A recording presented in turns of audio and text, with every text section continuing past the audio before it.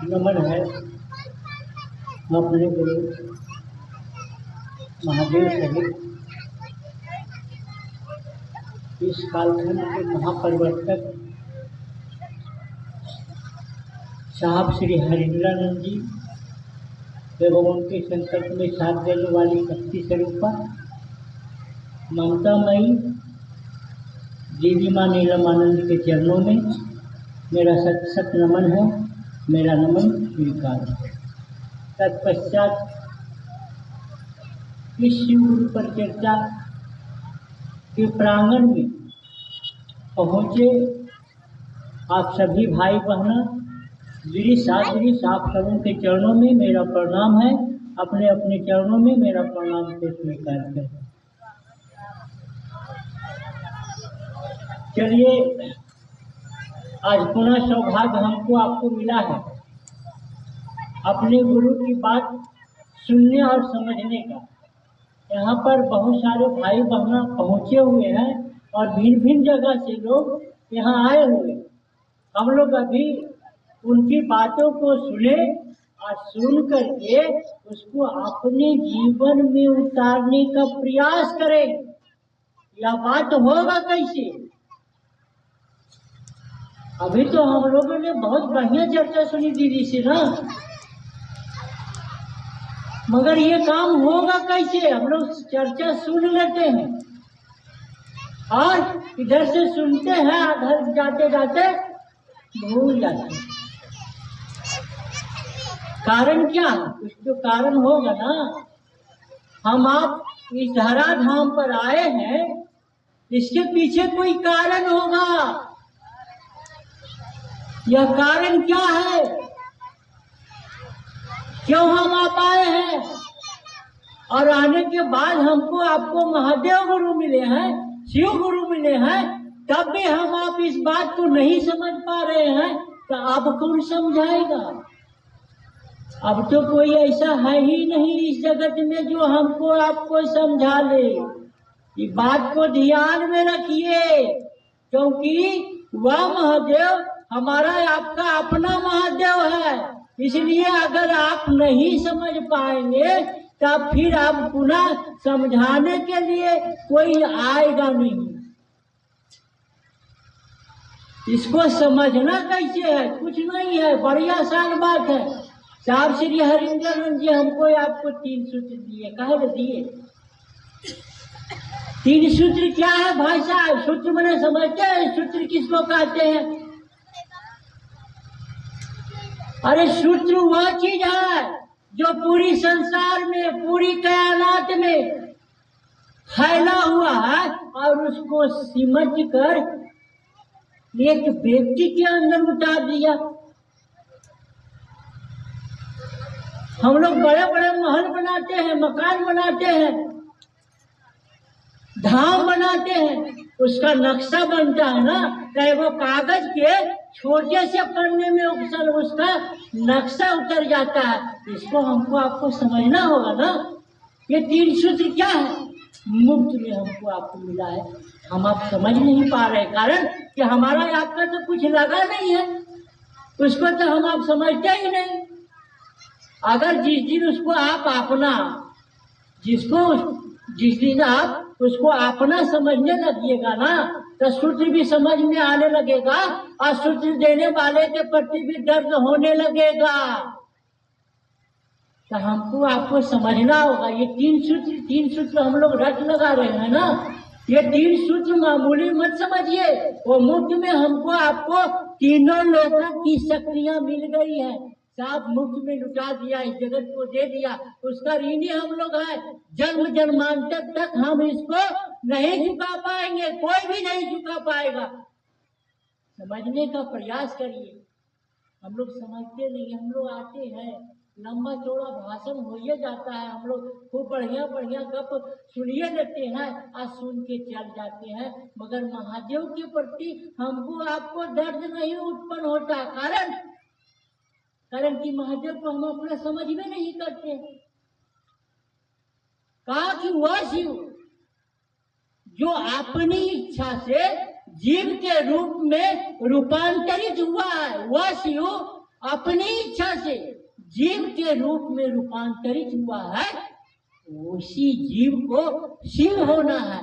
तब ना साहब तो थक गए, अब चल भी गए, बहुत कुछ दे दिया, कुछ बाकी नहीं रहा। बाकी रहा हमारा आपका मन, उसको लगाइए, अपने मन में उतारिए, उस महादेव के प्रति आप दर्द पैदा करिए, अपने सीने में उस शिव को थोड़ी सी जगह दे दीजिए। कितना जगह दीजिएगा? जितना आप अपने चप्पल का भी ध्यान रखता है ना। यहाँ पर बहुत सारे लोग हैं, बहुत सारे लोग आए हैं और चप्पल बाहर खोल दिए हैं, मगर चर्चा में बैठे हुए हैं, फिर भी हमारा आपका मन कभी न कभी वहां चला गया होगा कि चप्पल वो बाहर खोल दिए, अभी ये खरीदे हैं नया चप्पल, भले न कोई लेके चलिए जाए, या कहीं मंदिर में जाते हैं, कहीं बाहर जाते, तो हमारा आपका ध्यान वहां लगा रहता है। क्यों? क्योंकि उसको आपने खरीदा, उसको अपना आप समझते हैं, इसीलिए वह ध्यान आपको चला जाता है। उतना ही, अगर उतना भी ध्यान आप अपने महादेव को अपने लिए ही सही अपने दिल में थोड़ी सी जगह दे दीजिए ना, तो हमारा आपका जीवन जो यह मिला है ना, जो जिस जीवन में जो हम पाए हैं, उसका आने का जो उद्देश्य है, उसका उस उद्देश्य की पूर्ति हो जाएगी। कहीं कोई कसर नहीं है।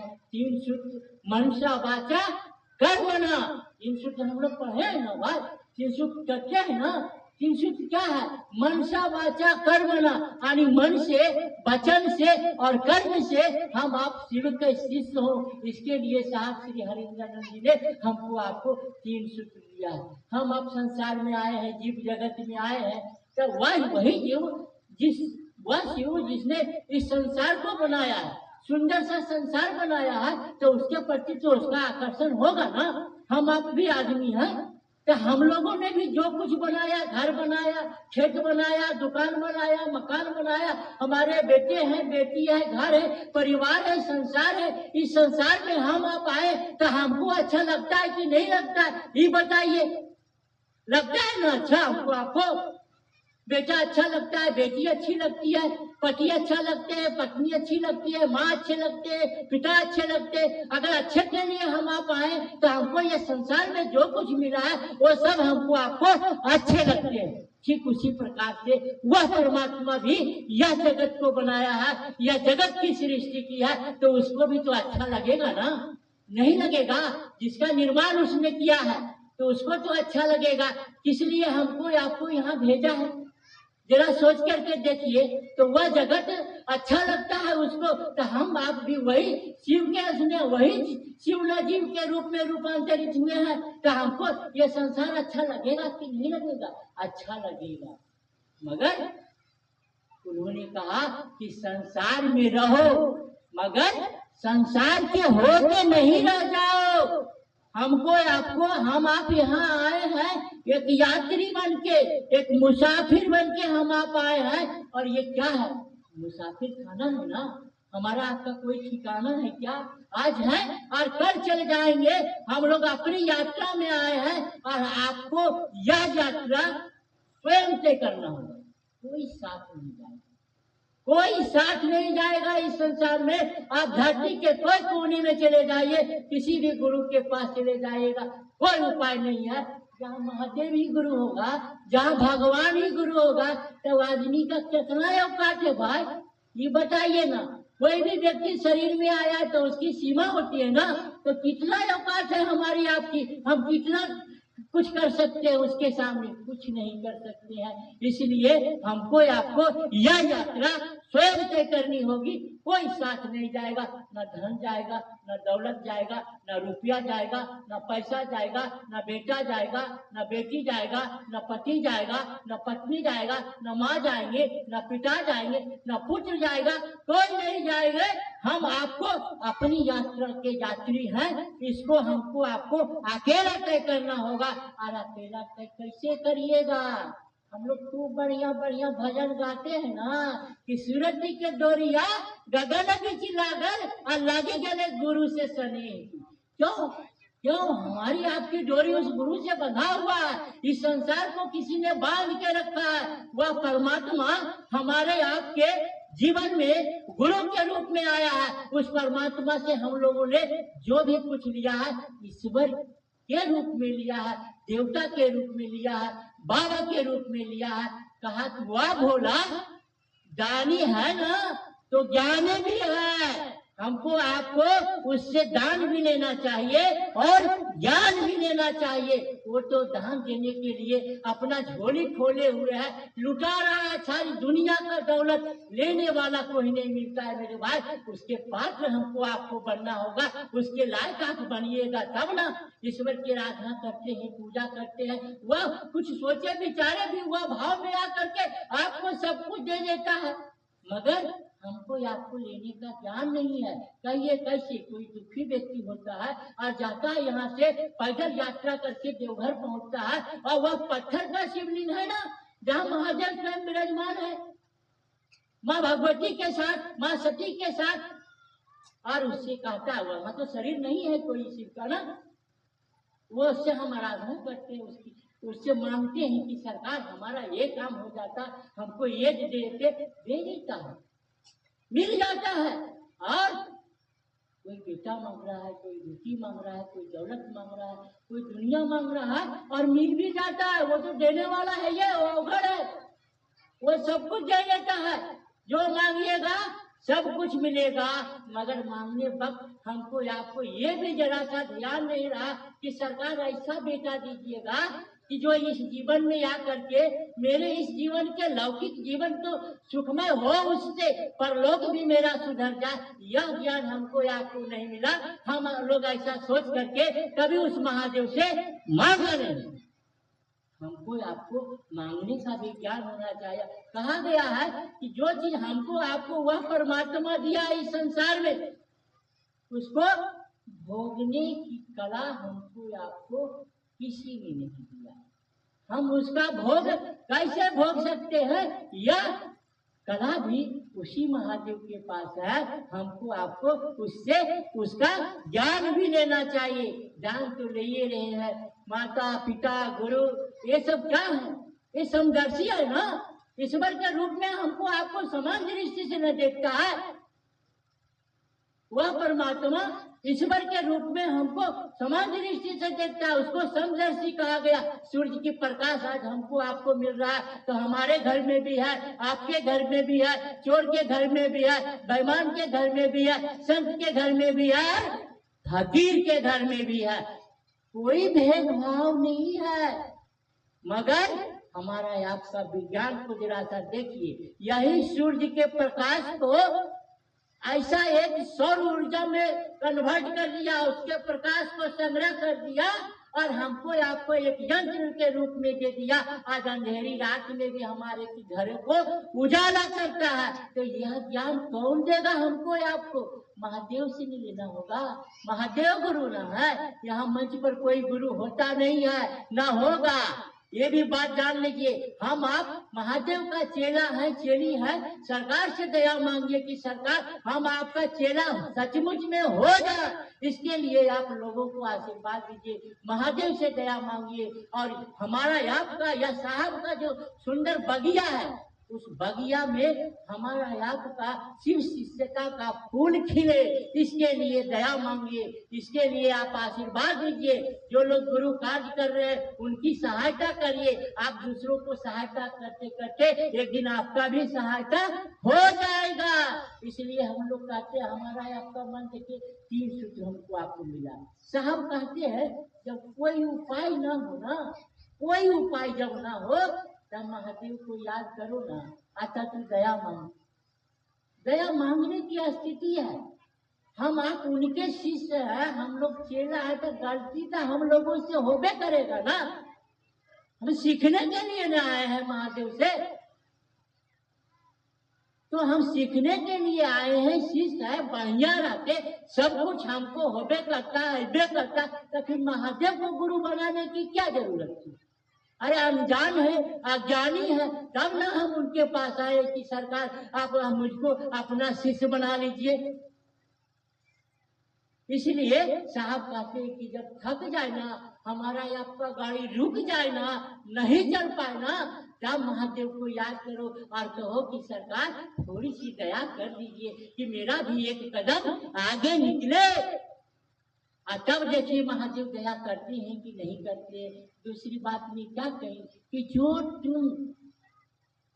तुम जानते हो, जो तुम समझते हो, जो तुम अनुभव करते हो, लोगों को बताओ। हमारा आपका मन आज तो गप करने की स्थिति में है, तप करने की स्थिति में नहीं है। सचमुच मैं कहता हूँ, हम लोगों से नहीं होता है। नमः शिवाय करता है लोग, नहीं हो पाता, नहीं हो पाता है। नमः शिवाय भी नहीं हो पाती है। क्या करिएगा, आपकी स्थिति ऐसा है तो आप कर क्या पाइएगा, हो नहीं सकता। अब हो रहा है जिसके अंदर वह महादेव की असीम दया है, उनकी हो रही है। लेकिन हमारा आपका मन आज के परिवेश में यानी तप करने और जप करने के परिवेश में हमारा आपका मन नहीं है। हमारा आपका मन गप करने की स्थिति में है। हम लोग यहाँ चर्चा में भी आए, बहुत आगे बहुत सारे जगह के भाई बहन यहाँ हम आप इकट्ठा हुए हैं। और देखिए हमारी आपकी विडम्बना क्या है।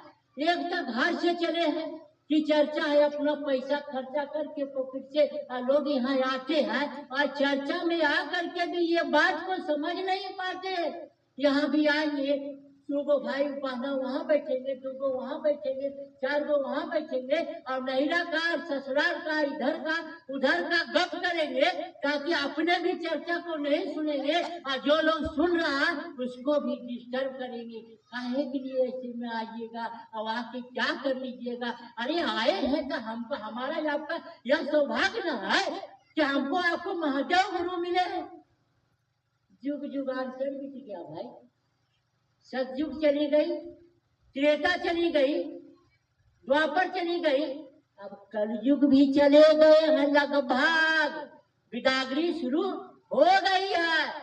मनु हमारा आपका अब यह संसार एक अच्छा सुंदर संसार के रूप में होगा। इसलिए हमको आपको अपने गुरु महादेव की दया चाहिए।